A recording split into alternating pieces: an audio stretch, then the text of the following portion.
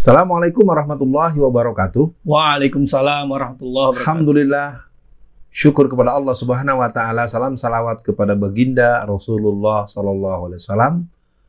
Pada dibacain berita kali ini, kita akan mendengarkan sebuah hasil yang layak untuk kita simak, yang layak untuk kita pikirkan, yang layak untuk kita serap, yang layak untuk kita tindak lanjuti. Apa tuh? Mari kita simak dibacain berita yang satu ini. Baik, Bung Alfian. Kembali lagi dibacain berita di channel YouTube Ustadz Alfian Tanjung. Lagi-lagi nih dibacain oleh kameramen. Baik, Bung Alfian, langsung saja. Ini berita yang sangat penting buat umat Islam. Dari arohmah.com, Bung Alfian.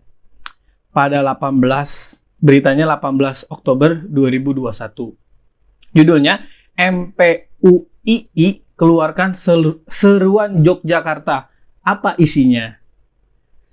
Majelis Permusyawaratan Umat Islam Indonesia atau MPUII telah melakukan sidang umum, seminar, dan lokakarya dengan tema Problematika Umat Pasca Pandemi pada 15 sampai 16 Oktober 2021 di Hotel Satyagraha, Yogyakarta. Acara tersebut dihadiri oleh para anggota MPUII dari 19 provinsi di Indonesia, dari Aceh hingga Papua Barat, dan dari Nusa Tenggara hingga Maluku Utara. Dalam kesempatan itu, MPUII mengeluarkan seruan Yogyakarta. Jadi di seruan Yogyakarta ini ada pembahasan problematika, dan kemudian baru ada seruan dari para ulama. Oke, baik, saya sampaikan dulu yang problematikanya. Ini ada 6 poin. Poin yang pertama ialah MPUII menyatakan sikap sebagai berikut. Yang pertama, kudeta konstitusional. Yang kedua, kudeta konstitusi itu segera diikuti oleh rangkaian maladministrasi publik secara luas di mana undang-undang diciptakan dan ditafsirkan untuk kepentingan kekuasaan, bukan untuk kepentingan publik. Nah, yang ketiga, ini masih sama turunannya dari kudeta konstitusional. Yang keempat, diskriminasi hukum telah terjadi semakin sistemik, termasuk pelanggaran HAM berat oleh para aparat keamanan tanpa koreksi efektif, sehingga membahayakan prinsip-prinsip Republik. Mungkin itu yang kilometer 50. Yang kelima, kehidupan ekonomi yang tidak berkeadilan, pendidikan yang tidak memerdekakan, dan kehidupan sosial budaya yang menghinakan, dan politik yang tidak membawa kebaikan publik memerlukan perubahan-perubahan mendasar konstitusional untuk diselaraskan kembali sesuai amanah proklamasi. Dan yang keenam, pernyataan Public Health Emergency of International Concern oleh WHO dan semua protokolnya telah diadopsi oleh pemerintah tanpa melalui wacana publik yang memadai sehingga telah menyebabkan kerusakan ekonomi, sosial, dan budaya serta pendidikan dengan konsekuensi jangka panjang yang luas yang berpotensi membahayakan kedaulatan dan merusak bonus demografi. Pemaksaan berbagai protokol kesehatan termasuk vaksinasi telah merampas hak-hak warga negara yang merdeka. Nah, Bung Alfian, bagaimana respon Bung Alfian tentang problematika awal ini sebagai tokoh yang hadir dalam forum atau sidang umum tersebut, Bung Alfian? Betul, saya hadir dan saya membersamai peserta dari seluruh Indonesia, dan saya hadir saat itu sebagai perwakilan masyarakat Jawa Tengah. Pertama kita pahami dulu apa itu MPUII. MPUII itu adalah sebuah kelembagaan, merupakan sebuah puncuk daripada progres keberadaan satuan aksi dari 411, 212, dan mengerucut menjadi kumpulan orang-orang yang mempunyai profesionalisme tertentu, kapasitas, keahlian, dan ketokohan dari berbagai lembaga-lembaga yang ada. Dan ini adalah yang dilangsungkan di Jogja kemarin. Sebetulnya pelaksanaannya dari tanggal 15 sampai 17. Nah, tapi kenapa dituliskan sampai 16? Karena memang 16 malam itu prinsipnya sudah selesai. Dan besok hari ini kita bisa berjumpa dengan tokoh-tokoh sepuh, tokoh-tokoh nasional yang ada di Jogja maupun perwakilan dari berbagai ormas-ormas yang ada. Nah, jadi acara ini merupakan acara yang sangat penting untuk ditindaklanjuti. Nah, mungkin saya yang hadir pada kesempatan itu ingin mengatakan kepada seluruh pemirsa bahwa negeri kita memang sedang sangat tidak baik-baik saja, dan keadaannya memang bisa dibaca secara kasat mata bahwa umat Islam mayoritas tapi mengalami tindakan-tindakan yang sangat tidak adil, Ya. sangat zalim, dan kita tidak bisa menutupi bahwa ada tangan-tangan yang boleh disebut invisible hand yang begitu keras, tangan-tangan iblis yang begitu sadis, dan tangan-tangan mafia yang begitu membuat luka yang begitu kuat, termasuk tangan-tangan oligarkis. Nah, dari itu ada satu kata awal dari pernyataan itu adalah kudeta konstitusi.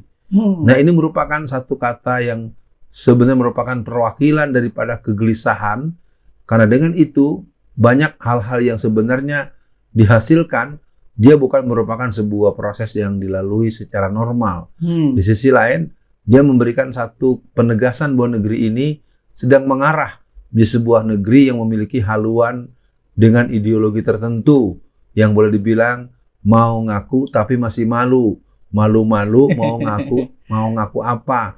Ya, buat saya yang menekuni gerakan komunisme, memang negeri ini sedang malu-malu untuk mengikrarkan bahwa negeri ini telah mengarah dan cenderung pada pandangan ideologi komunisme itu, dan ini menjadi kegelisahan dan dibahasakan dengan yang disebut dengan kudeta konstitusi, dengan berbagai hal yang telah dilakukan dan telah terjadi, dan tentu akan menjadi kekhawatiran kita di kemudian waktu hal-hal yang bisa menjadi efek atau bisa menjadi resiko di kemudian waktu. Ini yang mungkin bisa saya jawab.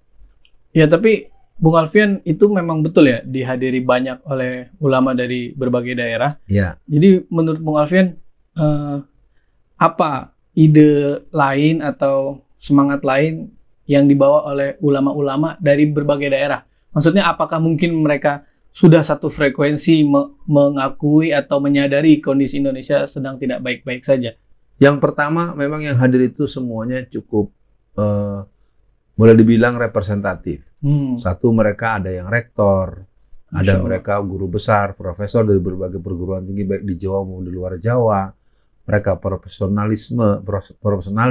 Yeah. Jadi sebenarnya kalau ditanyakan orang yang hadir itu, menurut saya yang hadir di sana sulit untuk saya katakan sebagai sebuah forum yang kaleng-kaleng. Ini bukan forum kaleng-kaleng. Mantap. Ini forum yang memang punya daya representasi, dan ini pertemuan kedua.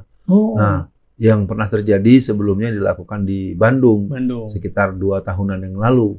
Nah, untuk kali ini pertemuan ini cukup memberikan satu strum, satu energi kolektif, bahwasannya memang ada kesadaran bersama bahwa negeri ini dalam bahaya. Satu, terkait dengan eksistensi negara kita yang kemungkinan akan berubah menjadi negara yang ada dalam cengkeraman secara resmi, tanda kutip, semoga Allah jauhkan itu. Yang kedua, bahwa pengelolaan negaranya memang seperti tadi disebut dalam pernyataan, disampaikan dalam konferensi pers, di negara yang dikelola dengan mal administratif. Jadi asal-asalan, dalam artian sering dilakukan apa yang tidak bersesuaian dengan legal standing yang sebenarnya dimiliki. Iya. Nah, macam-macam hal bisa kita bacakan dan bisa kita terangkan. Nah, yang ketiga, ada keinginan untuk memberikan solusi, karena umat Islam adalah umat mayoritas. Nah, benar sekali Bung Alfian. Karena memang umat tuh sekarang menunggu, kalau bahasanya teman-teman 212 tuh menunggu komando ulama. Nah, mungkin ini salah satu bagian dari komando ulama ya Bung Alfian. Nah, dari beritanya juga disampaikan lagi, ada bagian yang terpenting, yaitu untuk itu MPUII dengan semangat setia pada kebenaran menyerukan agar, nah ini ada 4 poin Bung Alfian. Yang pertama, pemerintah segera menghentikan kudeta konstitusional dan banyak maladministrasi publik ini yang telah mengancam amanat para pendiri bangsa dan negara Republik Indonesia. Kedua, menghentikan diskriminasi hukum dan melakukan proses penegakan hukum yang adil. Pelanggaran HAM berat atas 6 Laskar FPI di kilometer 50 perlu segera diselesaikan tuntas secara terbuka. Pengadilan atas Habib Rizik Syihab harus dilakukan dengan adil. MPUII akan mengambil peran sebagai sahabat keadilan, amicus curiae, bagi setiap warga negara untuk memastikan proses penegakan hukum yang adil dan beradab, serta prinsip equality before the law dan rule of the law. 3. Tatkala ada manajemen COVID-19 dievaluasi dan dirumuskan kembali dengan semakin mengedepankan politik kesehatan yang sesuai dengan amanah konstitusi, bukan untuk kepentingan sekelompok orang dan industri kesehatan asing, serta tidak merampas kebebasan sipil. Yang terakhir atau yang keempat, menyerukan pada seluruh bangsa Indonesia, terutama umat Islam, untuk tetap bersandar pada Allah Subhanahu wa Ta'ala dengan hidup sederhana, menjauhi hutang dan praktek ribawi, menjauhi kemaksiatan, meningkatkan ukhuwah, membangun ekonomi komunitas, menguatkan peran pendidikan keluarga dan masjid, menjaga persatuan bangsa, meningkatkan kewaspadaan atas ancaman kekuatan-kekuatan nekolimik, dan mengkonsolidasikan serta mensinergikan semua potensi umat untuk menjaga kedaulatan NKRI. Jadi kesimpulannya dari seruan ini bagaimana Bung Alfian agar masyarakat atau umat Islam lebih mudah mencernanya?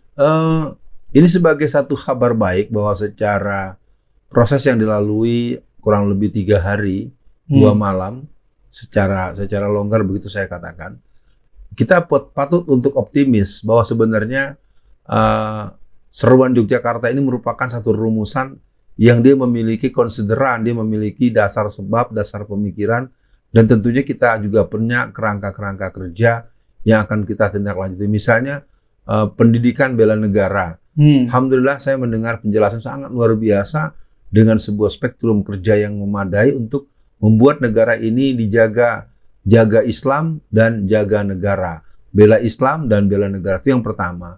Yang kedua, ini menjadi satu nilai yang akan ditindaklanjuti oleh semua utusan yang hadir dari 19 provinsi. Dan saya melihat ini mulai bergerak selama hitungan 3 hari ini. Beberapa kawan-kawan yang sudah kembali ke daerahnya masing-masing sudah mulai membangun komunikasi dengan saya, Alfian Tanjung, yang kebetulan juga hadir sebagai peserta dan ada tergabung dalam pembahasan itu secara utuh. Nah, yang ketiga adalah bahwa memang perlu dilakukan pendalaman lebih lanjut, terutama soal berita-berita berbagai hal sebagai bentuk cover both side, sehingga ada pengimbangan berita. Yang keempat, memang tidak ada pilihan bahwa kita harus melakukan langkah-langkah patriotik. Nah, ini mungkin langkah perjuangan dengan resiko-resiko yang mungkin akan menjadi hal yang dialami dalam sejarah perjuangan di seluruh negeri. Nah, tentu sebagai Majelis Permusyawaratan Umat Islam Indonesia, MPUII, menjadi hal yang tidak boleh tidak, harus bergerak menurut apa yang dimaksudkan oleh Al-Quran, harus bergerak menurut apa yang diterangkan oleh hadis-hadis mutawatir, harus bergerak dengan berbagai contoh teladan yang pernah dilakukan oleh Rasulullah dan Khulafaur Rasyidah dan para sahabat, yang tentunya yang pernah dilakukan oleh para pendahulu kita yang pernah berhadapan dengan kaum penjajah. Intinya, MPUI merupakan satu pelita harapan untuk sebuah gerakan perlawanan, gerakan pengeksisan, dan terus terang harapan itu masih ada. Kita tidak perlu kecil hati, walaupun kita mungkin tidak bisa terlalu banyak berharap karena gelombang gerakan musuh, gerakan asing, gerakan asing yang diperparah dengan gerakan antek, kaum pengkhianat yang sebetulnya mereka inilah yang menjadi